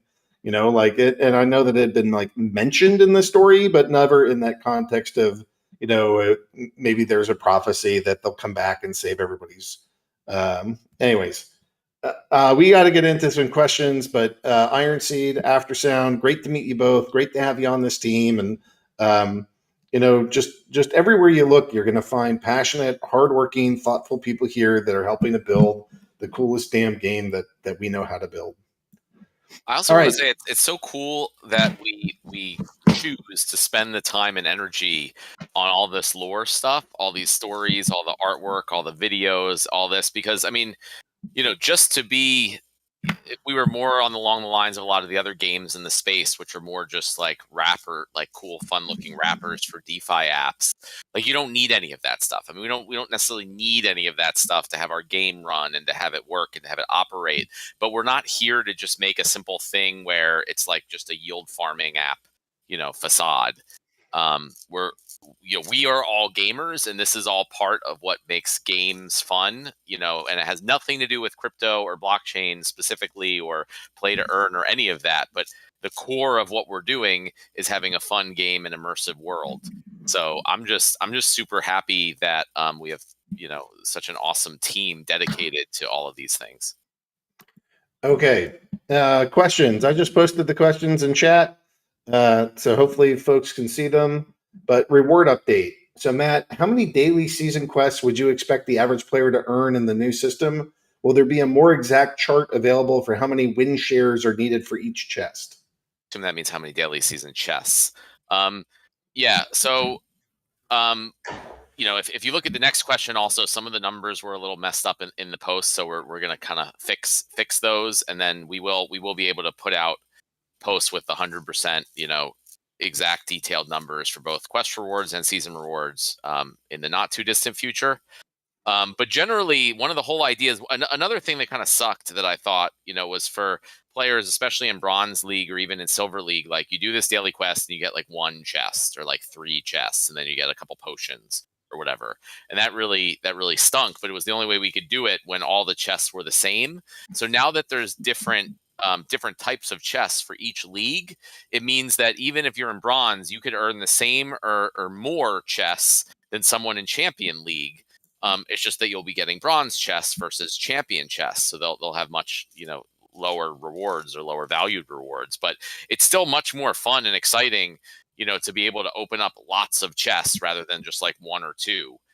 So my goal was that for the daily focus, that on average, like a run of the mill player in the middle of their league, nothing too great or too bad, would kind of get around 10 chests. And then, obviously if you're at the lower end of the league, you might get less. But in the higher end of the league, and again, even from Bronze League on up, you could get up to 30 chests every day for the daily quest, which is the same as in Champion. And then the season rewards, I think we were shooting for around like 50 chests as being sort of like an average. And then, if you're really at the top and you're using lots of gold foil cards and all that stuff, you could earn up to a total of 150, which will be super hard to get. That would be per season? Per season, yeah. But even in Bronze League. So Bronze League, someone in Bronze League could get over 100 chests per season. And, say like 20 chests per day in their daily focus. There'll be bronze chests, but they can still get that many, and I think that's just way better than just the doing all this work and getting 1 chest and a potion. How will the Guild Lodge work after the new quest system? Currently requires completing the daily quest to help level up. Yeah, so due to the speed with which we wanted to get this out, basically if you every time you complete a focus, which means like literally you just win 1 battle during the day, it will count toward the Guild Lodge. Going forward, that's something we want to update, where the Guild Lodge will need a certain amount of reward shares in total across all guild members to level up. But that's not something we had time to work on and design for this change, and I didn't want to push out this whole really important change just because the Guild Lodge didn't quite make sense. So it will be initially a little easier to level up guild lodges as a result. With the new changes, is moving back to the old cooldowns times for delegations of cards a possibility? Possibly. So that's one of the things we're looking at. So there's a whole bunch of different things that aren't specifically addressed by these specific changes that we're still looking at. So card cooldowns, things around the rental markets, collection power requirements, some other things I'm not remembering off the top of my head, but these are all like important things that we, aren't perfect and we need to look at and fix. Oh, also leaderboard rewards, for example. So again, the idea is like, these are really lots of big changes coming out. So we're going to put those out. We're going to see how things go. And then we're going to look at all these things like cooldowns and like what's happening after the changes, after a few seasons, and then see, do we need to adjust cooldowns? Do we not, or whatever. After these changes, what league will players start earning DEC? Oh, you'll be able to earn DEC starting in Bronze 3. So, again, the reason we had to take that out in the past or switch it to credits is because we had this issue with the starter cards, right? So now if you have to use actual cards to earn the DEC, then it's fine. You can be in Bronze 3 and you can earn DEC. You can earn so there'll be no more credits for Bronze League. It'll be all DEC starting in Bronze 3, and you'll be able to earn the chests for the daily focus and season rewards. Economy. Will any products other than packs, potions be backing the DEC peg in the future? Oh, I don't see that one in my document here. Oh no, here I do. You just selected it. Never mind. It just took a second to update.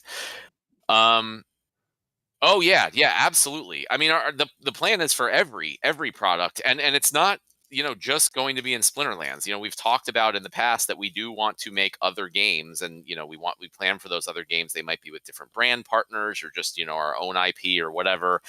We announced like a deal with Warner Music. We'd like everything in this organization to be our products that are backing this coin. Now at some point, if we get into lots of other products, maybe with Warner or whoever, maybe it makes sense to kind of do a rebranding of the Dark Energy Crystals token to something more generic. I don't know. So these are all the things we need to think through going forward, but generally the goal is a product backed stable coin, and from our perspective, the more products we can have, the better.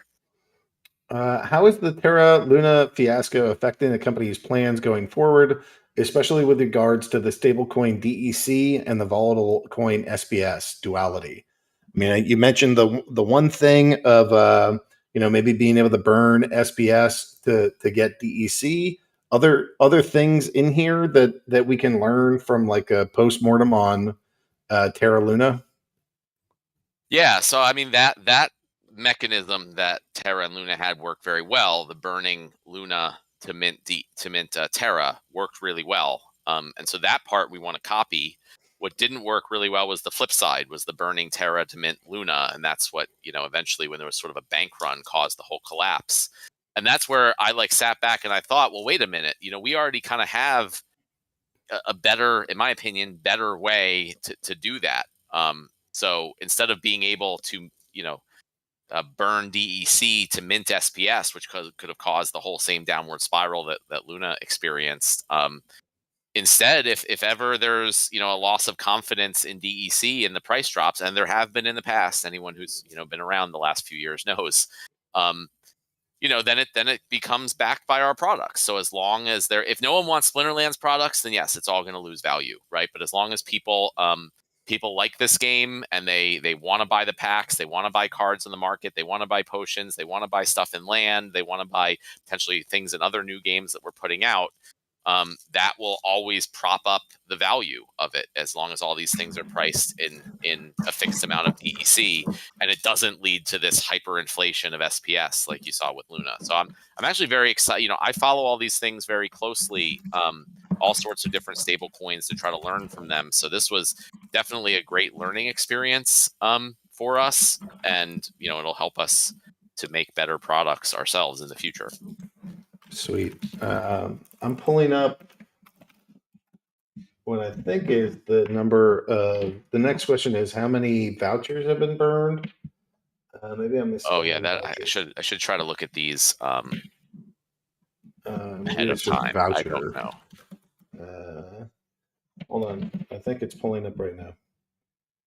Yeah, this one's taking much longer. So it's actually thinking. I mean, I see about almost 2.7 million vouchers burned through the shop, which should cover everything, all the pack purchases, Waka purchases, all that stuff. Oh, it doesn't show me my null balance on what I was looking at. So yeah. So I'm seeing about 2.7 million so far. Yeah, that's pretty good. Okay. Let's see. Land. Will neutral monsters be able to work on buildings and production on land? If so, will they produce less than relevant monsters like, say, water splinters and water land? So yes, definitely neutral monsters will be able to work and produce on land. As far as the exact details of how much they will produce relative to other monsters, we haven't got there yet. But I think generally our goal is that in something like a lake plot, that water splinter monsters and summoners would have an advantage, and similarly mountains, fire splinter, etc. But neutral will definitely be able to be used. All right. Suggestions. Could we get trophies or achievements for various accomplishments? How's our achievement system looking? Yeah, that's one of those things that I would love to do, but when we're looking at our, everything we have to do, that one has not been a high priority. But, again, as far as making a fun and engaging game, achievements are awesome. So, we just have to pick and choose the highest value thing to work on at all points. Yeah, it's worth putting that on the radar. I don't know if the dev teams have that, but that should definitely be, something that we're considering, and one of the things that maybe one day we'll pull off the shelf and say that's up next. And here's the last one. Can you make the focus system use dual splinters so we aren't so predictable in trying to use a single splinter all day long? And do you want to talk about that? Are we going to use one splinter all day? Is that what that looks like going forward? I mean, initially, yes, your focus will be one splinter for 24 hours. Now, you don't have to use that splinter every time, but you won't earn anything towards your daily focus if you use a different splinter. You will still earn towards your season rewards, so that's fine. And I get that's not like the best overall outcome, but again, it's the same thing I've been saying. Like, we didn't want to have that hold up the release of this really important new the feature for the game. So this is something we 100% realize we can do better with. So we're gonna still push forward. We're gonna get this out on the timeline that we've proposed, and then we're gonna kind of work on seeing what this is probably one of many things that are going to come up where players are like, hey, maybe this isn't so great, maybe we can do this better, and we'll get feedback from people both internally and in the community, and we'll figure out, hey, how can we do this better. And just as a reminder to the community, the best way to provide that feedback technically is through feedback.splinterlands.com. But just in general, if there's something you don't like, you can do better than just tell us it sucks. You can also say, this thing I don't like, and I wish it worked this way.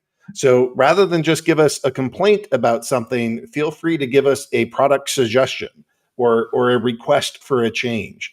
Because if we might change something for the worse as far as you're concerned. So when you give feedback of I don't like something, it's for the best if you can also provide some feedback of what you think would be better. Well, also our players generally are often more familiar with the entire game than we are. And so, a lot of the good ideas come from the community. So a lot of times we're aware of the things that players don't like, but it's a matter of let's figure out how we fix it or make it better or improve it. And we don't always have all the ideas. So, love when community members, give their feedback, and specifically with why don't you do it this way or why don't you do it? And we can't always do it. And sometimes, the ideas won't work for whatever reason, but like the more things you throw out there, the better chance you'll find the really awesome idea that we can put in and make the whole product better. Okay. This is community question time. There's really only about 10 minutes. So why don't we just take that first string of questions that happens right now? You guys can put your questions in. I'll answer them along the way, and we'll go from there. What's the estimate for Rift Watchers pricing? Yeah, hard to say. Things in crypto change so fast that I really don't like trying to put these things in stone early on. But my thought is it would be $5 worth of SPS per pack. That's just my initial thought. The dice were $3 versus Untamed, which were $2. So I think it would make sense to have Rift Watchers be $5 of SPS versus $4 for Chaos Legion. But again, we'll see what happens when we get closer. Okay. And how do you think vouchers will play into that? Again, similar to the Chaos Legion presale, there'll be some presale period where you can buy the Rift Watchers packs earlier and get some benefits. Like that, we'll do the airdrops, every so many number of packs, and you'll need vouchers to get in that initial phase. This is what we're planning, not definite. And then going forward, you'll be able to use vouchers to get bonus packs on your purchases. Question: how is the team planning to deal with the win trading that's been happening? Do you think the rank reward system is going to fix win trading or make it worse, or what? So yeah, go ahead. Do you mind? Do you want to? Yeah, no, go for it. I've been talking a lot. So one of the things we did last week, which I've been so busy I haven't had a chance to write up the post for Discord to announce this, but we've actually been manually. So here's basically the system. We have a way of bucketing players so that they don't play each other. So when people report win trading, what we do is we end up bucketing the players so they never play each other again. What we've built is we used to do that manually. We've had that system around for a long period of time, and we've used it as needed. What we have built now is a system that is more or less using data analytics to identify accounts that are potentially win trading, and we bucket them so they don't play anymore. We did a massive update to the system late last week, and so we've been watching it, and our plan is to kind of do that like on a monthly basis, or if we want to do it faster, we can, but we kind of like to, as Matt said, we like to make changes, watch what they do, and then kind of keep an eyeball on how things happen. So I'll be dropping something in Discord about that in the future, but it's basically, if you find people that are win trading, you can put them through a support ticket and we'll investigate. We're not promising anything, but if we do find that we think it is possible, then what we do is we basically just make the players so they don't end up playing anymore on the system. Playing each other anymore. Playing each other.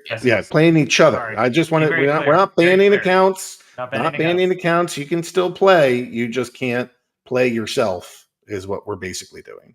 At some point, I'd really like for that to be turned over to the validator system. So when the nodes are live and people are electing validators, it'll be, instead of us just saying, hey, these accounts are win trading and they shouldn't be playing each other, that would be one of the jobs sort of the top voted validators would be to kind of agree and publish those transactions to the blockchain to indicate that these accounts seem to be related and shouldn't be matched against each other.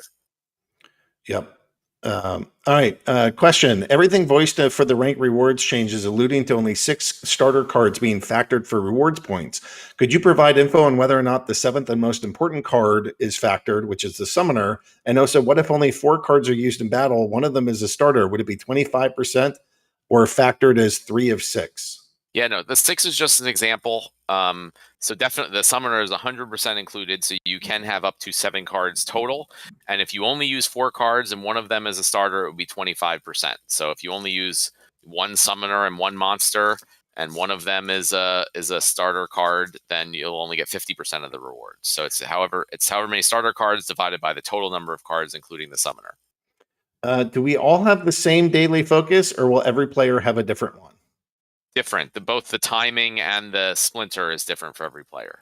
When will we get the reveal of legendary summoner stats? Matt spoke about it being soon last time he was on the town hall. Would be cool to get at least the first couple soon. Yeah, absolutely. The focus was on the 12 new reward card stats first, but I think we're pretty much zeroed in on what at least the abilities are going to be for the first legendary summoner, which will be the Life Splinter summoner. I think they're going to be awesome. But hopefully not too awesome. And so that'll be soon. I mean, I would say my guess would be like early June for that, but maybe we get it out a little earlier. Okay. Pleased to see validators get shifted back a bit on the roadmap from Q2 to Q4, but why is the pre-sale happening in a week or two? Doesn't it make sense to just sell things when they are actually ready or nearly ready to avoid a repeat of the land situation where sudden scaling can mean everything gets paused again?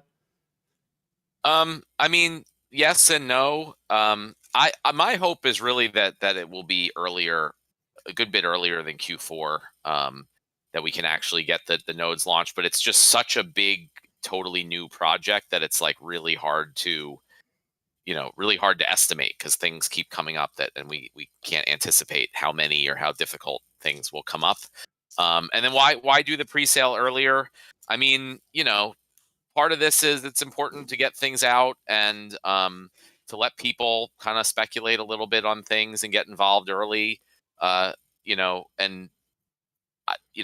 just generally think that it's cool and it's good to get things out a little bit ahead of time and let people who want to get involved early instead of always waiting. Hopefully it will help, get a lot of tokens off the market and things like that. And it just, that's kind of the thinking there. So it's just generally like, put things out. Obviously land, that was not something we intended and we don't want that to happen, but we also don't want to always have to just wait to do everything until everything's 100% ready. So I don't know. It's a balancing act. And I think you skipped the question, by the way, from Steam Dan. Right above. Oh, are there plans for releasing a new reward summoner? I don't think so. I generally like the idea that you can't get everything you need just from reward cards. So you are going to have to get, I mean, you can use the starter cards, but those will reduce your earnings. So you kind of have to get some actual cards, either own or rent them. But that doesn't mean it'll never happen, but that's kind of how I like to look at it. Have print run numbers been decided for the new rewards cards? They're planned to be the same, but the same as the existing reward cards. But again, a lot of things are going to change with the new rank reward system. So it's hard to estimate how many will be given out, and the ones that are given out are going to be spread amongst more cards. So they'll actually be given out more slowly, even though the total amount available will be the same. Okay. Will a summoner's level on land dictate the level of monsters on land and what splinters can be on the land? Maybe, but again, we haven't gotten all the details of that yet. To daily quests, why are you cutting back this existing feature of the game and forcing players to use one single summoner the whole day? Was hoping that one day more non-summoner quests will be created, like do 50 poison damage or get back 80 health with life leech or life heal life or leech. I think the new daily focus is a big step backwards and favors monotone gameplay and undiversified deck building. It should be the other way. I mean, you're right, Mega Marcus, 100% right. But there's a lot of work that goes into making different types of quests and making sure they make sense with the new daily focus system. And certain quests aren't like much easier or better. And again, it was really, really, really important that we get these changes out and start fixing some of these core economic problems we've been having. So yes, I agree, it's a little bit of a step backwards there. But that doesn't, again, this is not like set in stone forever. We 100% know that, and we're going to plan on improving the daily focus system to add a lot more variety. Today we had another gut-wrenching moment where we found out a newish player sold a $17 card for 1 cent. What is the status of implementing a certain number of blocks required to pass between SM sell cards and SM market purchase? I know this won't stop people from fat fingering the prices, but at least there would have been a higher chance of that guy to get his card back. Yeah, I mean that. I'm pretty sure that change has been coded. I don't know the status of it, but yeah, that not just that, but also more. I don't know what UI that was done from, but more UI checking for like oddly priced cards, and more warnings and different things. I mean, it's definitely really important for us to make the website as usable as possible and to prevent mistakes. Is there any news or updates about the mobile app? The mobile app team is working on it. So I mean, they have to do a lot of work. They have to get the mobile app ready for the new ranked reward system. So that's a big change too. They're going to have to get the mobile app ready for Modern and Wild. So I guess right now, with all these big changes happening to the desktop app, I think their primary focus is on making sure the mobile app is at least caught up. But then, we do have a larger team and dedicated team working on it now to do these things. Rainey asked, what did I name my baby? I don't really want to dox him, so I'm not going to do the whole thing. But so his name is Jedi, Jedai. It's actually short for Jedediah, which I didn't actually want to name him. But not that I didn't like the name. I just thought, that's too long. That's complicated. So we just call his name is Jedi, and that's our baby. He's just shy of a month old. Dave is asking, can we block out the starter cards with this new change so we don't actually play them or accidentally play them? That's not a feature that's in right now, but that's a great one to try to get in, ASAP after the change goes out. Will we ever see a Splinterlands Visa card? Maybe, yeah, but that's not top of the priority list. It's a big maybe. Does Gladiator CP count towards Modern? I just want to jump back to that one. So Crypto.com offers a Visa debit card, and they now support SPS. So that's pretty darn close. Yeah. Does Gladiator CP count towards Modern? I don't think it does. I don't think so. Yeah. I'm not sure, though, on that one. I don't think it does. Question, what is the team doing on the marketing end to increase the number of players? Why no YouTube ads for Splinterlands? You mentioned before that the site needs to be optimized so it'll look more presentable to the public. When will this happen? Anything you want to add there, Chatter?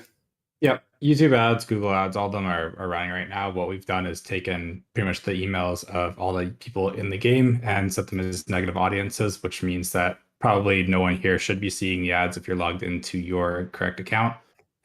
Reason for that is a lot of them, like YouTube, is a CPM basis, cost per mile or cost per 1,000 views. So if we're using current users to burn through a whole bunch of those video views, we have to pay a whole bunch extra on the back end from our side. But again, if you want to know anything about marketing, feel free just to DM me. I know that one question I've already talked to them, but always happy to chat. When are we get?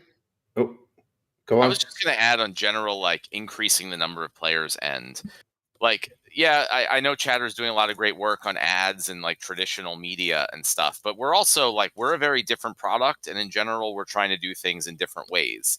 And one of the really different and unique ways that we can grow our game is through these guilds, right? And I think that's actually really the like by far and away, hands down, best way that we can have significant growth in this product. And that's, again, the ranked reward changes also really go to helping them because guilds invest a lot of money into cards and for their scholars. And so if their earnings, the scholars' earnings increase, that means the guild's ROIs will increase and all of that.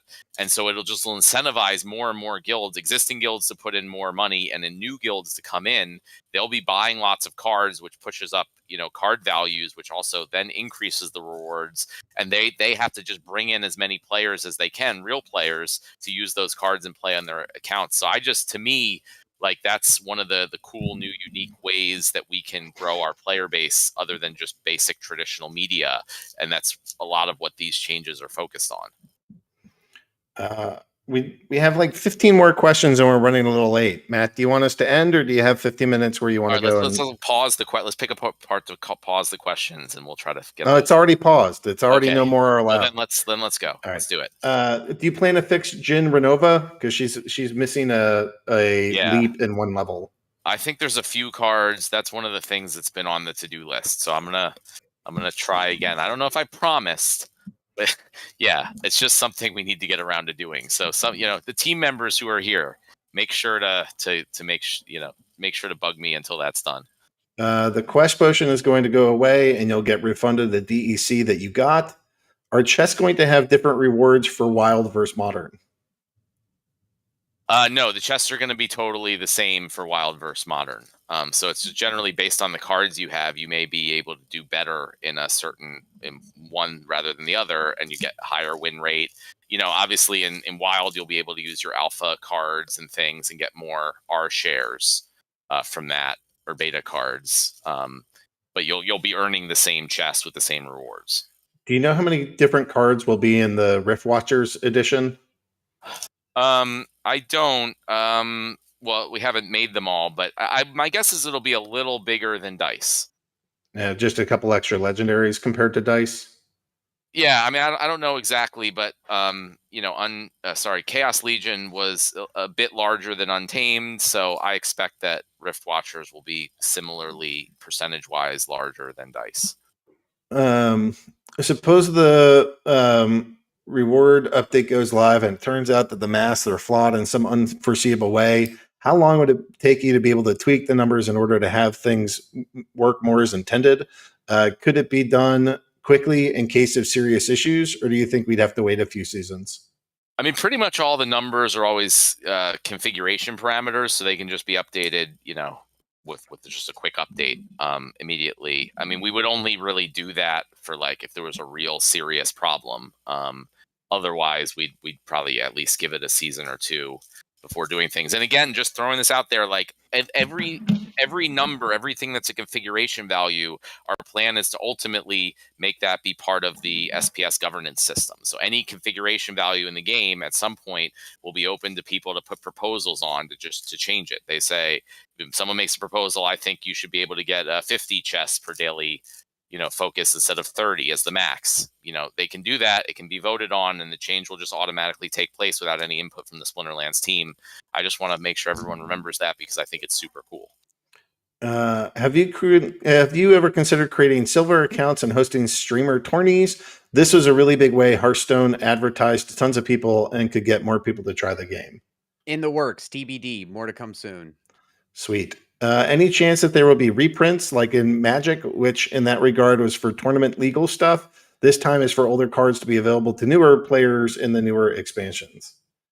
We did reprint from alpha and beta, and I don't think that went over very well, and sort of kind of not the goal we're going for here, which is more scarcity and limits and everything. So I don't really plan on ever reprinting any older cards. I withhold the right to do like a 20th anniversary like reprint of Selena or something.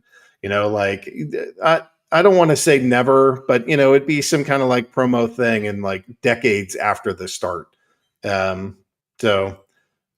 nothing in the near term. You know, nothing before 2030, maybe 2040 in my mind. Okay. Well, and also ideally, hopefully with the, you know, with the votes, and you know, that would be a governance vote also for those type of things. Governance votes for everything. How's everyone doing with sleep lately? Hopefully coming in the coming months, everyone can still manage an average sleep to stay fresh and alert to reduce mistakes. Are you sleeping, Matt? Yeah, I mean, I'm kind of very much out of the tech organization. I mean, I'm still involved in things, but I'm product now focused. So what about you, Richard? Are you sleeping? Yeah, I know Quantum Nachos. I think that was who asked it. Yeah, is asking because he knows he saw me posting every hour and a half for the last 48 hours. So yeah, no, it was actually a pretty long weekend for the team. I actually threw out a funny thing. I was flying back from PA, and another Revity was flying back home as well from a different location. And so both of us, along with Butcher Block, were working on solving performance issues. Two of us at 30,000 feet at different sides of the country, flying different directions. So we literally probably had one of the few occurrences having a blockchain game being supported by two engineers at 30,000 feet while one is on the ground. What a crazy world to say we were working for multiple hours making this game work at 30,000 feet. So, but yeah, so as far as sleep, that's the goal. Like that, honestly, that's what I've been talking to a lot of the engineers here. It's the way we're building the system. It's the way we're driving technology strategy is around having good work-life balance. We're not trying to hire engineers and burn them out here. So we're trying to hire engineers, give them good, reasonable expectations, challenge them to achieve, but also have good work-life balance. That's the ultimate goal of what we're trying to do. And the only time we want to really be pulling those long hours is ultimately when the system's in trouble, which was this weekend. So yeah, so I need a little extra sleep, and I'm sure those two guys did too. So they were up late too and around the clock. But yeah, it was like Mark woke me up at 5:30 in the morning on Sunday. I was like, why? We just were talking at 11:30 last night. What? It's a hard life on the devs. Hopefully we as we get better and better, we will harm them less and keep them calm and safe and comfortable. Okay, does DEC have any burn mechanisms? Are you planning to introduce any burn mechanisms? What happens to the 5% market fee for selling and renting cards? Does it get burned, or is it income for the team? Well, the 5% market fee goes to whatever market the card was purchased in. So if it's purchased on the Splinterlands website, then it's revenue for our company. If it's purchased on Peak Monsters, it's revenue for them, or Monster Market, or wherever. So that's that part of it. There's currently a bunch of burn mechanisms. If you spend DEC on potions, those are burned.